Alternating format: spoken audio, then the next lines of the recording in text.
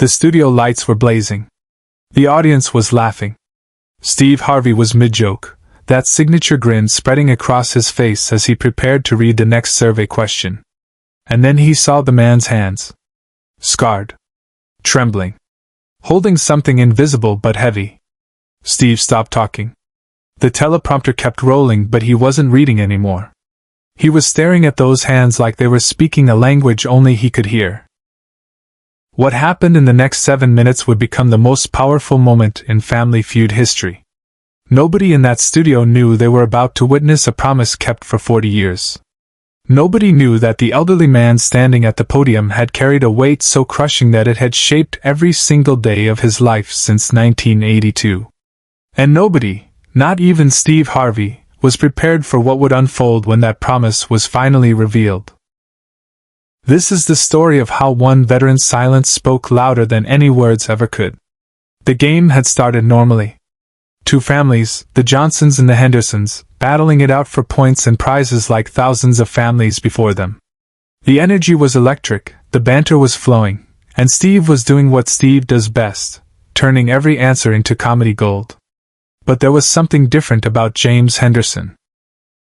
He was 73 years old, standing at the far end of his family's line, wearing his Vietnam veteran's cap with quiet dignity.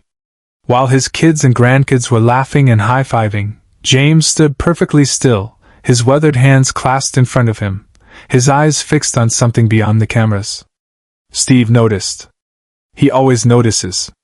"Mr. Henderson," Steve called out during a commercial break. "You doing all right over there, sir?" James nodded slowly. "Yes, sir, Mr. Harvey. Just taking it all in." There was something in his voice. A tremor. Not nervousness. Something deeper. Steve filed it away in that part of his mind where he stores the moments that matter more than the game. But nobody could have predicted what would happen when James finally stepped up to play. It was the fourth round. The Hendersons were down by 60 points. James's daughter had just given a spectacular answer that put them back in the game, and the family was celebrating wildly. Steve turned to James with that classic Harvey charm. "All right, Mr. Henderson, your family's counting on you. You ready to bring this home?" James stepped forward to the podium. His hands gripped the wood. And then Steve saw them. Really saw them. The scars weren't just old injuries. They were deliberate. Patterned. The kind of marks that tell a story written in pain. "Mr. Henderson." Steve's voice dropped an octave, suddenly serious. "Those hands, they've seen some things, haven't they?" The audience went quiet. This wasn't part of the script. Steve had gone off book. James looked down at his hands as if seeing them for the first time in decades. His jaw tightened. His eyes began to well. Steve Harvey made a decision in that moment that would change everything. He didn't read the survey question. He didn't motion to the producers. He simply walked away from his mark, crossed the stage, and stood directly in front of James Henderson. Face to face. No podium between them. "Sir," Steve said softly, though the microphone caught every word. "What did those hands promise?" The studio was frozen. 300 people holding their breath. Cameras still rolling but nobody moving to cut away. James's voice cracked when he finally spoke. "I promised my brother I'd come home." And there it was. 4 decades of silence breaking open in 5 words. Steve's expression shifted from curiosity to something profound. "Tell me about your brother." James closed his eyes. "Danny. My little brother. He was 19 when we deployed to Vietnam. I was 21. I promised our mother I'd keep him safe. I promised him every single morning that we'd both come home." The audience was no longer an audience. They were witnesses. November 12, 1982. James continued, his voice steadier now, as if the words had been waiting 40 years to escape. "We were on patrol. Ambush. Danny pushed me behind cover. Saved my life. Took the rounds meant for me." Steve reached out slowly and took James's hands in his own. "These scars. I tried to pull him to safety," James whispered. Dragged him through broken glass, barbed wire, burning metal. My hands were shredded, but I didn't feel it. All I felt was his blood. All I heard was him saying, "You promised, James. You promised, Mom." The studio erupted in tears. Not polite crying. Raw, broken sobbing from 300 strangers who suddenly understood the weight this man had carried. Steve Harvey, the man who makes millions laugh every week, stood there with tears streaming down his face, still holding James's scarred hands. "Did he make it?" Steve asked, though something in his eyes suggested he already knew. James shook his head. "He died in my arms 20 feet from the evacuation point. His last words were, 'Tell Mom I tried to keep my promise too.'" Subscribe and leave a comment, because the most powerful part of this story is still ahead. Steve didn't let go of James's hands. Instead, he did something unprecedented in Family Feud history. He turned to the producers in the booth and said clearly into his microphone, "We're not playing this round. Not yet." The producers didn't argue. They understood they were filming something more important than a game show. Steve addressed the audience directly. "Y'all see these hands? These ain't just hands. These are hands that held his brother while he died. Hands that kept a promise even when the promise couldn't be kept. Hands that carried 40 years of guilt for being the one who survived." James was trembling now, 40 years of grief pouring out in waves. "I broke my promise, Mr. Harvey. I didn't bring him home." And this is when Steve Harvey showed why he's more than an entertainer. He's a healer. "Mr. Henderson," Steve said with absolute conviction, "you did bring him home. Maybe not his body in that moment. But you brought him home every single day by living the life he couldn't. By being a father to these kids." He gestured to James's family, who were all crying now. "By being a grandfather to these babies. By standing here today and letting his memory breathe again." Steve pulled something from his pocket. His own handkerchief, monogrammed with his initials. He pressed it into James's scarred palm. "This is yours now," Steve said. "And I want you to know something.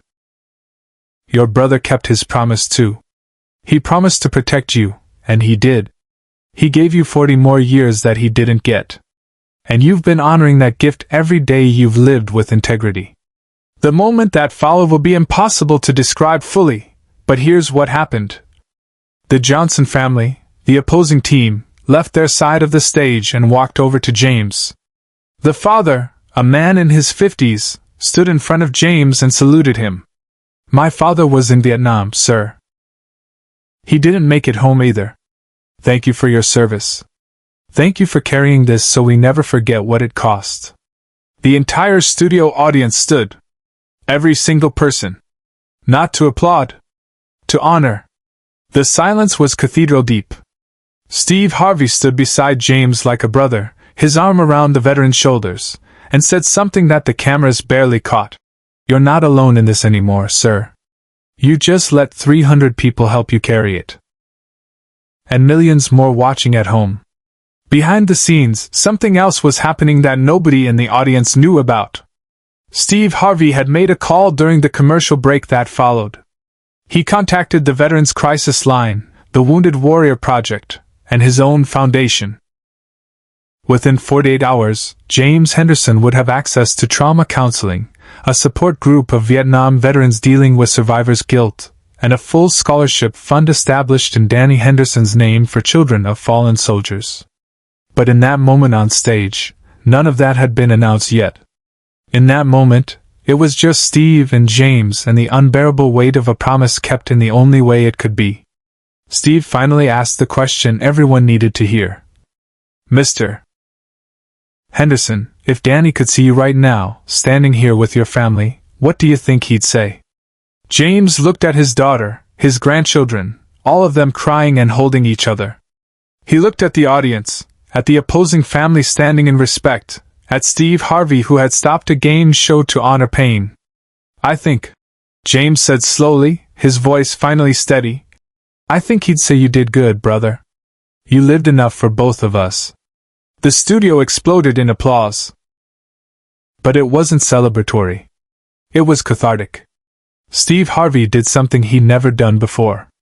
He took off his suit jacket, the expensive, perfectly tailored jacket that's part of his signature look, and draped it over James Henderson's shoulders. "This is yours," Steve said. "And I want you to know that jacket has been on stages all over the world. It's been to celebrations and victories. But it's never been part of anything as important as this moment right here. You wear that home. And every time you put your hands in those pockets, you remember, you kept your promise. In the way that mattered most, you brought him home." The game continued eventually. The Hendersons won. But nobody remembers the score. What they remember is Steve Harvey proving that sometimes the most important thing a host can do is stop hosting and start being human. What they remember is a 73-year-old veteran finally releasing a burden he was never meant to carry alone. What they remember is 300 strangers becoming a community of healing in 7 unexpected minutes. Share and subscribe. Make sure this story is never forgotten. In the weeks that followed, the episode became the most watched Family Feud segment in the show's history. Over 40 million views online.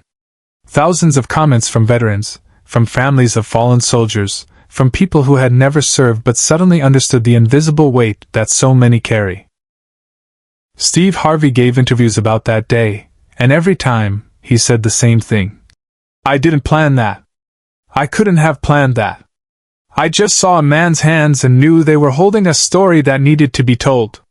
And I'm grateful I was there to listen." The jacket became legendary. James Henderson wore it to every veterans event he attended. He wore it when he finally visited Danny's grave and told his brother he was free now. He wore it when he spoke at high schools about the real cost of war. And he wore it when he met other veterans dealing with survivor's guilt and told them, "You're not alone. And your promise isn't broken.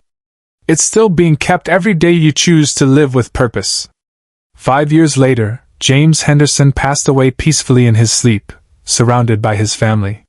They buried him in that jacket. In the pocket, they found a note in Steve Harvey's handwriting that James had carried every day since that episode aired. "A promise kept with love is never broken, even in death. Danny knows. Steve." The episode still airs in reruns. New viewers discover it every day. And every time, the comments are the same. "I didn't expect to cry watching Family Feud. This changed how I understand service. Steve Harvey is more than a host. He's a reminder that humanity matters more than entertainment." This is the legacy of that moment.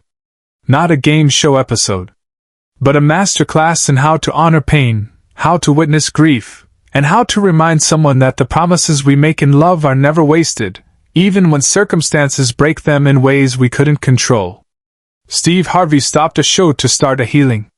James Henderson released a 40-year burden to embrace the life his brother died to give him. And millions of people learn that sometimes the most powerful thing we can do is simply stop, listen, and hold space for someone else's pain. That's not entertainment. That's ministry. That's leadership. That's love in action. And it all started because Steve Harvey looked at a man's scarred hands and asked the question nobody else had asked in 40 years.